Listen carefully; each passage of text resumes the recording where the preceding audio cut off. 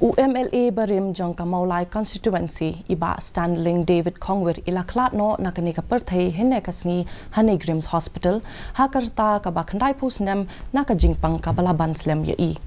yakamet jong I lara sha ka jakasa jong ki baheng hasem hajan madan waking Mawlai iba Khongwir bam kwai hadwar uble ila long iwei na inong san perthei iba pau bha na do kipor baka Meghalaya kalayo Jelapura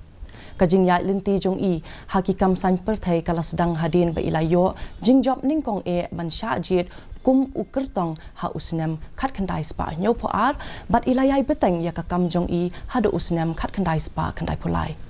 bat ila shakri kum UMLA ka Mawlai hado ar pusan snem kinthi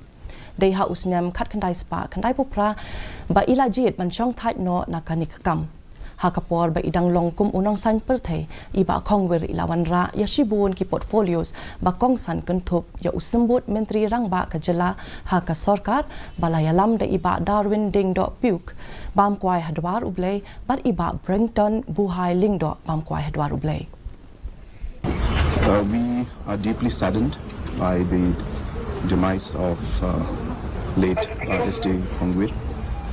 and we all know him as a very senior and a person who has contributed immensely to his constituency, to the state as a whole. And he has been known as a person who has been really loved by the masses. It's a very sad moment to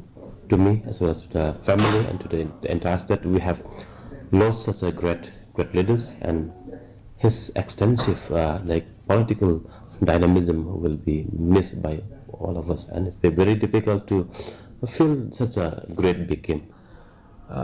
It really shocked me, so I express my sincere condolences to the bereaved family,